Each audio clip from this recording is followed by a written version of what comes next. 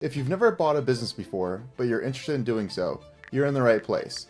In this video, I'm going to share with you some top tips for buying a business based on my knowledge of helping buy and sell over 100 businesses over the past 10 years. I'll cover things like how to find a business, costly mistakes to avoid, and how to ensure post-acquisition success. So, let's get into it.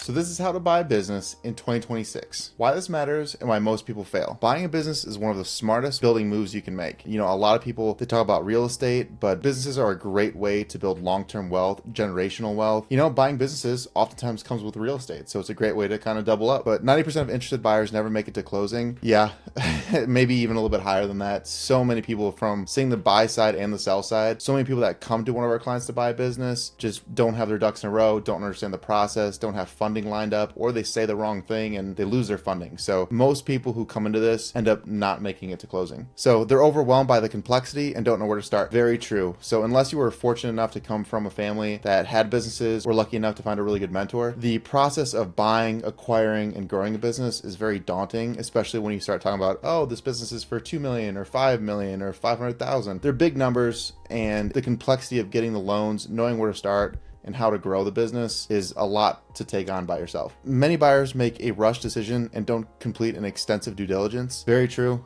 A lot of times inexperienced buyers, they'll get excited about something and they'll get in their head like, hey, I put in an offer, I am buying this business, and they will forget to take a step back, take a deep breath, and actually go through the due diligence, ask the right questions, and they'll either A, waste a lot of time.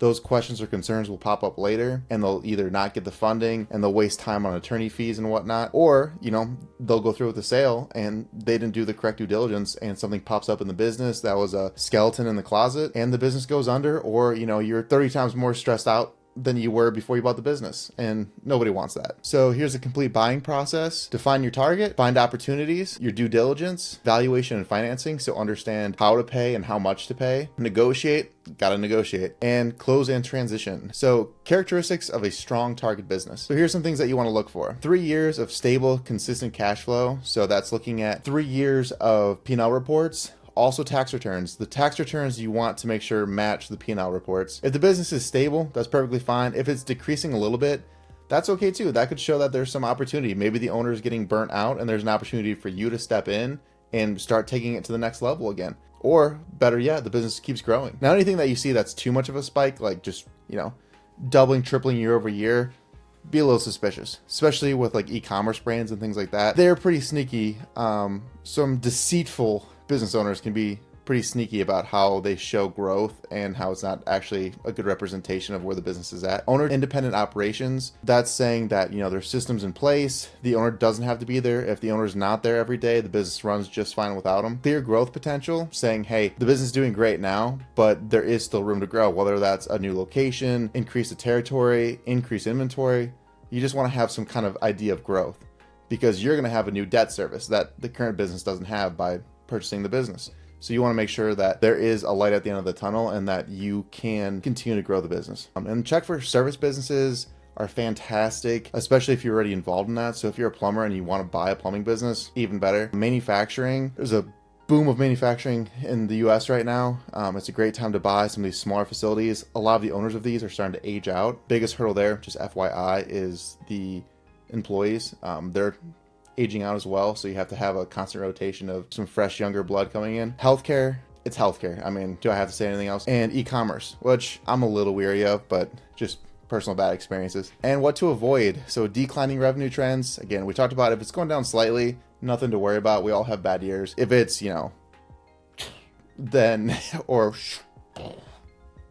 probably don't buy the company. Single customer dependency. So that's not saying they just have one customer or client, but if that one customer or client takes up 25 to 30% of the business, it's almost a non-starter for me personally when I'm looking at buying businesses, just because you don't know the relationship, right? The current owner, they could have known Bob for 30 years, and that's why Bob still works with them, even though Bob can get better pricing and better quality somewhere else. So the second you switch ownership, Bob's gone, and you lost, 30+% of your revenue, that's enough to tank a business. So really pay attention to how much any one client or customer represents revenue. And even like the top three, right? I don't want the top three to be more than 15 to 20% of the business. And owner is the business. So if the owner is the business, basically, if they take a day off, the business is hurting. If they take a week off, business might be gone. So you want to make sure that you're buying something that is transferable. That could be anything from relationships to, the owner just doesn't have standard operating procedures, right? SOPs. So everything is like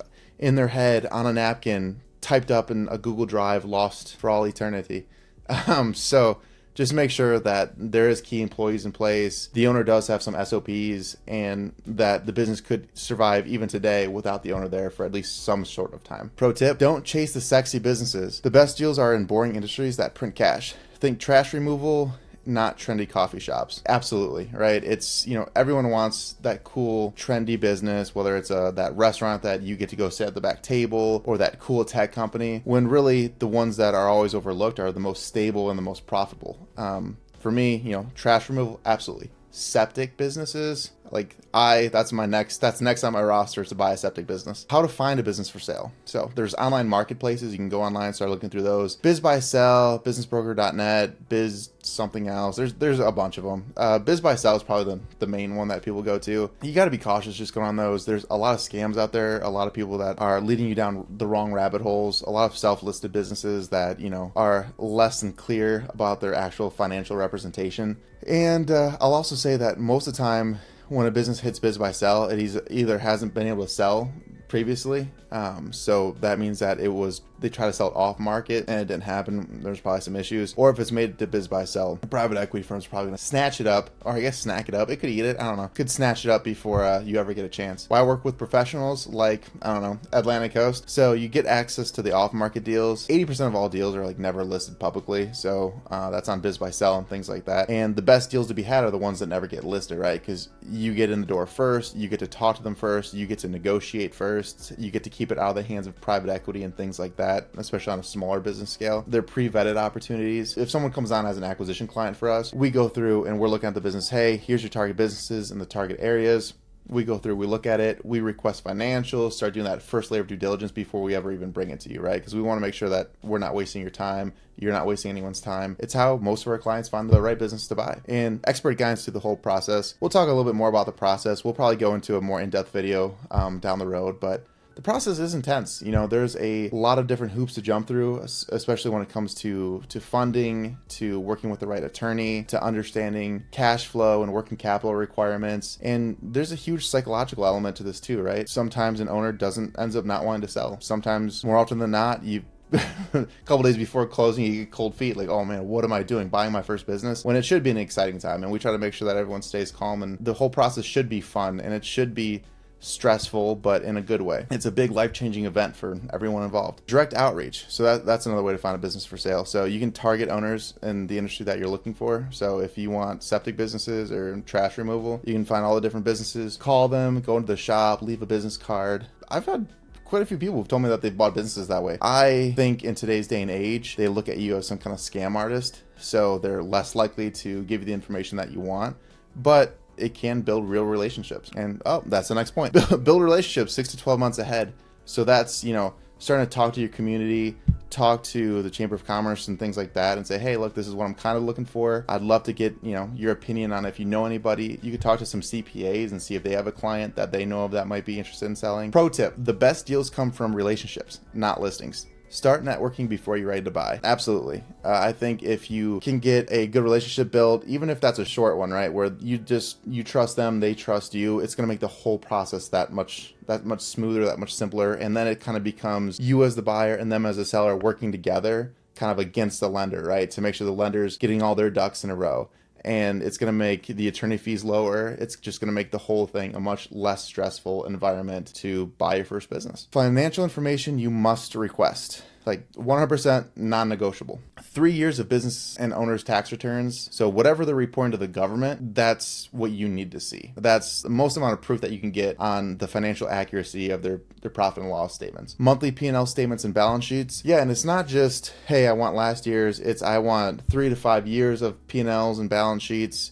I want, monthly P&Ls. You can figure out the cash flow. You can figure out working capital requirements. You can figure out monthly trends. So if they have a slow season, how they handle that. You can see large purchases. So not only do you want yearly P&L reports, you want monthly P&L reports. You want a year-to-date P&L report.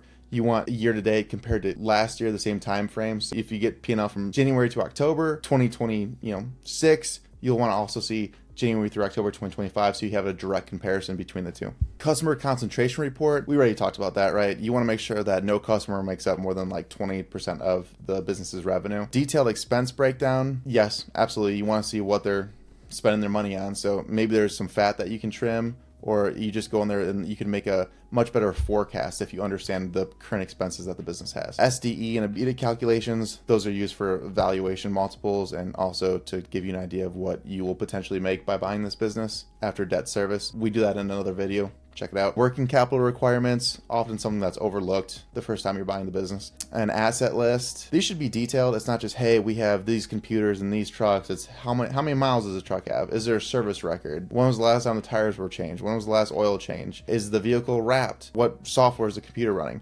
The more detailed the asset list, the more you can better project what you're going to have to replace or repair over the next, 2 to 5 years. Inventory list. You got to know what they have in stock. And since inventory is often added to the value of the business, you want to say, okay, what's the average inventory value that you keep? So that way you can pre-plan that in your purchase price. I'd also say one thing I'd add here, so like a little bonus tip, is a marketing report. Try to get some type of breakdown of how they do their marketing. So if they say, hey, there's a line item in the P&L, $20,000 on marketing. Can you guys please break that down for us, right? You want to understand, like, hey, is it all Facebook? Maybe they don't do Google. Maybe that's an opportunity. So it just gives you an idea of some things that you can look at for that growth potential we talked about earlier. So here are some critical questions to ask. Why is the owner really selling? Yeah, probably a good question to know. Are they retiring? Are they burnt out? Are regulations changing? Did they kill somebody? I don't know. How dependent is the business on the owner? We talked about that earlier, right? We want to make sure that the business isn't solely dependent on the owner. What systems and processes are documented? So those are those standard operating procedures. And not only if they're documented, because I've asked so many business owners, oh, do you have all your processes documented? They're like, yeah, of course we have everything documented. And then they show it to me and it's like a spiral notebook with, scratches of different paper. Some are yellow, some are white, some are lined, some are unlined. I'm like, you wrote it down. So maybe I didn't ask the right question. Is it organized and documented in like a typical standard operating procedures? Because this is just written down on some paper. So make sure that you ask that question and you ask for some verification as well. Who are the key employees and will they stay? So you want to get an idea of who they are, how many they are, how long they've been there, if there's any type of stay bonus, what the relationship is, right? Are they family? Are they friends? When was the last time they got a raise? Those are all very good questions to ask about key employees. How do you acquire customers? That kind of comes back to the marketing and just a general idea of how the business, generates revenue.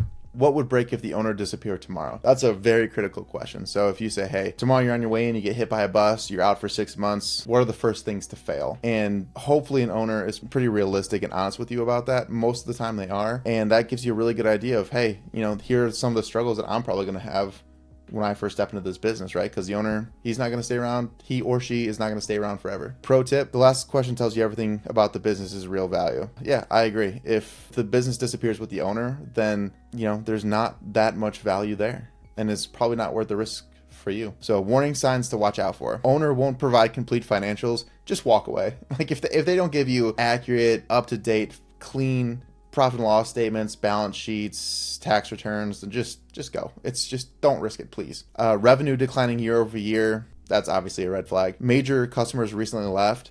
That's a big one. It doesn't have to be a deal killer, right? Customers come and go. If they left a year ago or 9 months ago and the business has recovered and you've brought on some new clients, that's perfectly fine, right? Now, if that major customer just left like 3 weeks ago or is planning on leaving, well, you don't know how that's going to shake up the business. And, is there a domino effect to that more are going to leave? Let the dust settle and come back and look at that business again in 6 to 9 months. Significant deferred maintenance on assets. So that could be everything from, their entire work fleet. The vehicles are aging out. They all hit 250,000 miles and it's time to start replacing those. Or it could be something something like the roof. Like we bought a manufacturing facility and the roof was neglected, and it was $350,000 for a new roof that basically had to happen in year one of that purchase, right? So these are just things that be thoughtful of as you're looking through the asset list. Owner unwilling to provide transition support. That's a pretty big red flag to me. That's more of a trust issue, right? So, maybe he's done or she's done, or, there's some kind of medical issue or something like that. Somewhat understandable, but at the same time,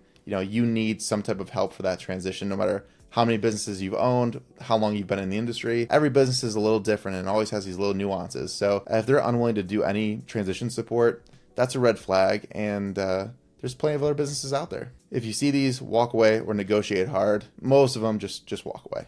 It's not worth it. So you're ready to buy a business? If you're seriously interested in buying a business, book a call with our team below and we'll guide you through the entire process. Understanding what it's worth and how to pay. So the valuation methods, which we do have a full valuation YouTube video, so check it out. Multiple of SDE and EBITDA, typically 2 to 6 depending on the industry. Yep, I think the overall average is about a 2.7 if you just had to average everything out. But somewhere lower, somewhere higher, and it depends on how good of a business it is. SDE, seller discretionary earnings, and EBITDA is earnings before interest, taxes, depreciation, and amortization. Asset-based for equipment heavy businesses. So if you have a huge fleet of vehicles and a ton of inventory, things like that. Recent comparable sales, that all goes into the multiples. Discounted cash flow. No, just don't use it, honestly. I don't like it. We don't like it. A lot of other people in the industry don't like it, especially when you're talking about smaller companies, $20, $30 million or less. It's just too unreliable and too much guesswork, which brings us over to financing options. So you have SBA loans up to 90% financing. Those are great, especially if you're buying a business that's, right around 5 million or less. A great option to buy a business for the first time. Now, there's definitely some caveats to it. I don't want to get into that right now. The SBA might shut me down if I give away all the secrets, but come work with us. We'll give you kind of some of the back end details and secrets of how to work with the SBA. Seller financing. So the owner holds part of the note. That's 80% of all small business transactions have some sort of seller financing to it. And there's just a way to approach that conversation with the business owner. There's a way to document it and structure it so it's mutually beneficial. And, most of the time, in my experience, a lot of owners, when you first approach that conversation about seller financing, they've heard some horror story or something like that previously, and they're like, absolutely not. Like, I don't want to do that. But then when you have a very realistic conversation with them about it and show them the math, the upside, the risk and versus the reward, and why there might be a need for seller financing, generally they're pretty open to it. And I'm not talking 5%, 10%. I'm talking 20, 30, 40%, maybe even above. I mean, we've done deals where it's 80% seller financing. So it's definitely an option, right? And it could be a great way to get into your first business. Traditional bank loans, definitely a viable option. For the most part, the banks are going to try to push you through the SBA unless you can do a bank like a personal bank loan or a home equity line of credit, a HELOC. Investor partnerships, there's plenty of people looking to spend money. There's a lot of rich folks in a lot of places, and they're always looking to park their money somewhere, especially if they believe in the business and most importantly believe in you. So that's also a very viable option to buy a business. Combination of these structures, obviously you could do some seller financing, some SBA, you could bring in a 19% equity partner. So there's plenty of ways to buy a business, and that's one of the biggest takeaways. If this is your first, 2026 is the first year that you're really thinking about buying a business, don't worry so much about the money. That is what always held me back from buying my first business and made it seem so out of touch for me, for my parents. I always heard that from my parents. I always heard that from my friend, like, we don't have $1 million to buy a business. And who's going to give us, a loan if we still have to put up $500,000, as a down payment? Buying a house these days is hard enough, So there's one thing you take away from this video. Please, please, please understand that financing is way more viable than what you think. And that business that you've always wanted is not that far out of reach. Pro tip, seller financing is your secret weapon. If they won't hold paper, that's a red flag about the confidence in the business. I think that's true to a point, right? Some people just aren't comfortable with it, but most of the time, I always go in if I'm trying to buy a business personally or buy one for one of our clients. Would you be interested in like 5-10% of this? And even if I don't really want to do the seller financing aspect of it, I just want to see their confidence level, right? Like, I understand the business, is doing fine. If it's just a confidence in me problem, that's fine. That's perfectly okay. But if it seems more like they're worried about the business, then that just gives me pause to say, okay, maybe something's going on behind closed doors that I don't understand or that they're not telling me. Key terms to negotiate beyond just the price. Deal structure.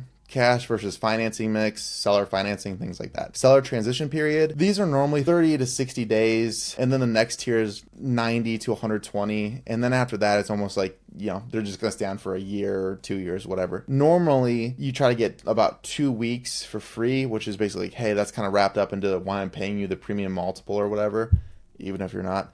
And the following 2 weeks or 4 weeks, whatever you need, is paid. You kind of pre-negotiate. It's X amount of hours per week at X dollar amount per week or per hour. It can go anyway. In my experience, and working with a lot of our partners and our clients, if you sign somebody up for 60 days of transition, normally by like week 3, you can see that they're kind of like, we're ready for you to leave. And the seller's like ready to leave.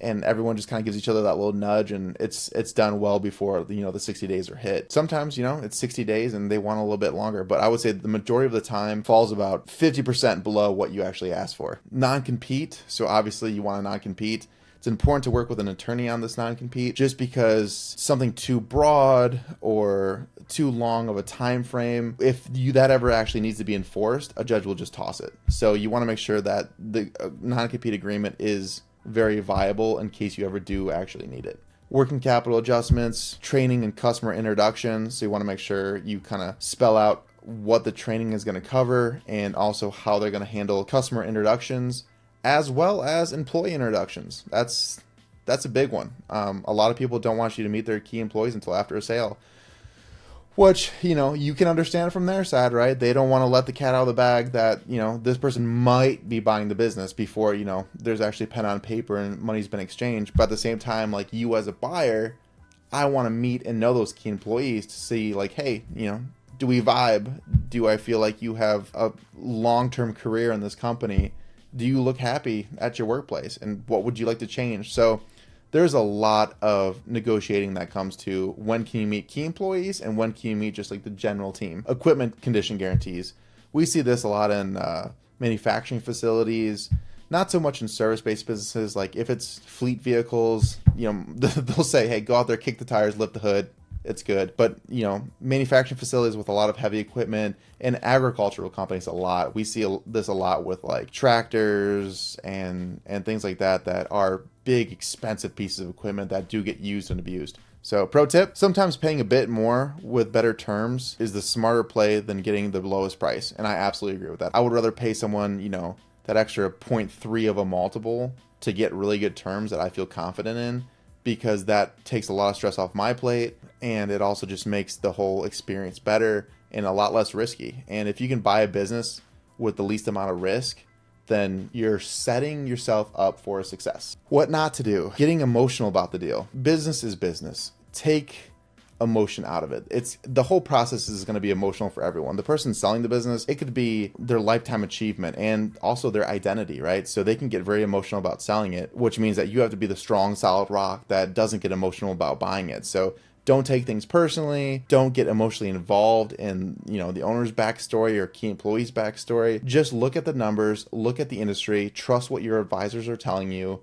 and make the educated decision, not the emotional one. Not walking away when the numbers don't work. Numbers almost always will end up working in some way or fashion. That's when we come back to the negotiation table, right? Business owners are typically pretty open when you are open with them, right? So if you say, hey, here's why these numbers don't work, and here's a situation where they could work. Can you help me figure this out? And you work together again as a team, buyer and seller working together. It's always going to have the best deal for everybody. Rushing due diligence to close faster. I see that mistake all the time. You don't want to be in due diligence for 300 days, right? Because the seller's going to get sick of you. The market can change. The business can change. Your life can change, right? I mean, so many things can happen in a year. But you also don't want 15 days of due diligence just because, you want to lock up this business. You want to be the one to buy. They have other people sniffing around. Do the appropriate amount of due diligence. I can't tell you if that's 15, 30, 45, or 90 days. It depends on the business, the situation, how organized they are. But trust your gut feeling and do the right amount of due diligence. Which brings us to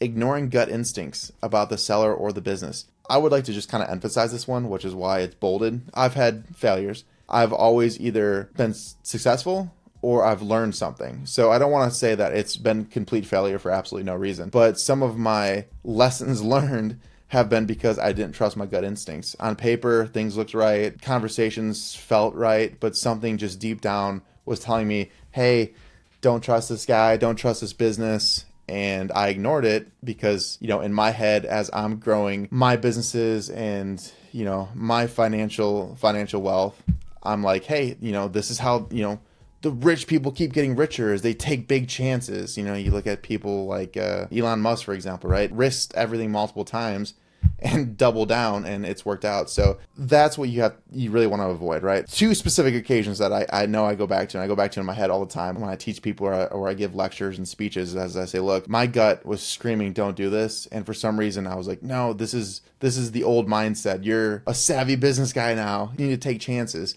And you do need to take chances, right? You need to take chances in life, but trust your gut because it can save you. And it would have saved me quite a bit of money into spectacular losses, failing to get everything in writing. Handshakes are great, but make sure everything's written down. That's why you want a very detailed letter of intent, and so that way you guys can agree on everything. You want everything that you've talked about written down. You want to attach everything to the purchase agreement. You want to make sure that your attorneys can review all the documents that have gone over. You want to make sure that your advising team, whether or not that's a brokerage firm or just a CPA, can see everything. And if you guys have agreed to something, get it in writing. Even at the very least, just get an email thread, right? Where they're like, oh, you said so-and-so, you said so-and-so. But at the end of the day, I say, try to get it in writing and try to have everyone sign off on it. Just makes the process smoother. You avoid that he said, she said kind of deal. And remember, there will always be another deal. That's absolutely true. We've walked away personally from several deals where we just really wanted it, right? And then you take a step back and you like go to what not to do, number one, getting emotional about the deal. Hey, we thought this was great. We really like the owner, but hey, there's going to be another deal. Don't feel bad about it. Don't feel bad about walking away. Something else will come along and you might have just saved yourself a huge headache. So from accepted offer to closing day, timeline 30 to 60 days. Asset, you want to decide if it's an asset versus stock sale. You want to do your final due diligence. Your M&A attorney, use an M&A attorney. Don't use a real estate attorney. Don't use your family attorney. Please use an M&A attorney. And I say this because we've seen deals go south post-purchase where the agreements that were drafted by like a family friend who's an attorney just did not hold up, and it creates a huge headache for everyone involved. So just use someone that's experienced. Use a good M&A attorney. If you don't have one, reach out to us. We can point you in the direction of multiple good ones, even great ones. Secure pre-approval for financing. So this will come from like the SBA or something like that if that's the program you're using. Prepare transfer of all licenses, permits, contacts, contracts, everything, and then coordinate with all parties: attorneys, lenders, sellers, CPAs, advisors, just landlords if there's leases involved. So there's a lot to coordinate. The one thing I will say is, like, don't take this as this is step one, this is step two, this is step three. A lot of these things are kind of all happening at the same time, and sometimes nothing happens for a week or two. It's all very fluid, but this is just kind of a general layout of the steps that you want to take. This is after you've submitted and a letter of intent has been accepted. So your first 90 days as owner. Month one, learn and stabilize. So work alongside the seller, learn as much as you can, ask all the questions that you could possibly think of, meet all the key employees, customers, vendors, document everything. And not only document everything, but take notes, some suggestions for later, because it's a lot to take in. It's a lot of information. So the more detailed you are in the documents you write down, and the notes that you take and the questions you ask, the better chance you have of coming back to those after 30, 60, 90 days and revisiting them and then being like, oh yeah, I did remember that. So-and-so said that we needed more shelving. Maybe we should look at more shelving. And don't change anything major. Just get in, figure out what's going on, make sure the business is stabilized, and then move on to month 2 to 3. Build trust and improve. So establish your management approach. Side note to this, something that's often overlooked is the psychological effect of transferring ownership. So quick example, had someone, we had worked with them to buy a restaurant. The seller of the restaurant, big, loud personality, super funny guy, and our client, quiet, reserved, more of like a numbers kind of hang out in the back room guy, soft spoken. Those are two big different management approaches, and it also just makes the employees feel kind of uncomfortable, right? Like they're not sure of what their future is. So they're used to this big loud guy coming in there every day, joking around, kind of having fun with the whole thing. And now you have this new owner who just kind of sits in the back and is quiet, super nice, but psychologically it affects everyone that works there. So really think about your management approach and the management approach that the previous owner had. Identify low-hanging fruit opportunities. So self-explanatory. Implement changes gradually. very gradually. And focus on customer retention, right? Like, make sure that the business is just doing what it's doing. Pro tip, your first job isn't to revolutionize the business, it's to keep the wheels on the bus while you learn how everything works. Very true. Just keep it where it's at, right? Because that's what your forecast told you. That's what the debt service coverage ratio told you. Just keep the business doing what it's doing. And here's a little like fun tip for you. On average, this is me personally, and this is how I advise my clients to. On average, I factor in a 10% revenue drop over the first 6 months of any new ownership. The reason I do that is because there is a learning curve to everything. Maybe some employees leave, maybe one customer or client or something like that leaves, and you'll make mistakes, or you might try something new and that doesn't work out well. I just try to be a little bit more pessimistic and say, okay, for the first 6 months, 9 months, 12 months, whatever you want it to be, there's gonna be a 10% drop in revenue. How does that affect everything else? And then how does that affect my ability to make payments on my loan for the business? Setting yourself up for long-term success.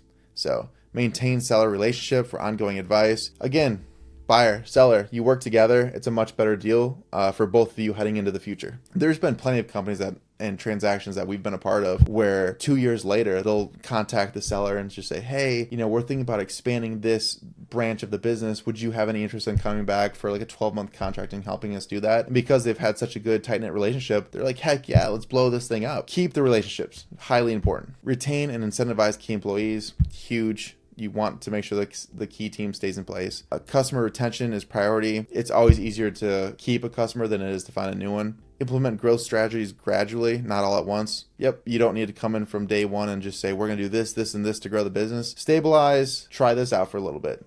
Measure results, then make an educated decision about the next step. Measure everything and make data-driven decisions. Absolutely. Get your KPIs in there. Key performance indicators, how often you want to measure them. Are you having bi-weekly meetings, bi-monthly meetings? How often are you meeting with your advisors, your core team? And make sure that everything that you're looking at, all those key decisions are based on actual data. And then obviously measure the results. The first year is about stability. Year 2+ is about growth. Absolutely. So here's just going over the buying process again, just so after we covered it initially, now that we kind of went through it, here it all is in a 1 6-step process. Realistically, this video could be an hour and a half long and we could go into way more detail about all these things, but you don't want to sit here and listen to me ramble on for an hour and a half. If you do, great. Just give me a call. I'm happy to talk to you about, finding your next opportunity and let you learn from some of my mistakes, some of my colleagues' mistakes here at Atlantic Coast. And we always want to just be a resource for all you guys out there and gals who want to be the first-time entrepreneurs, or, maybe you've had a business for a while and you're looking to grow through acquisitions. It's a great way to do it. Let's help you buy your dream business. Book a call with the Atlantic Coast Business Advisor team, and we will personally guide you through this entire process from start to finish. Have questions, leave a comment below and I'll answer them. If after watching this video, you feel confident you can and want to buy a business, then book a call below with someone in the Atlantic Coast team, and we will personally guide you through the entire process of buying your dream business from start to finish. Feel free to leave a comment if you have any questions, and I'll respond. See you in the next one. Peace.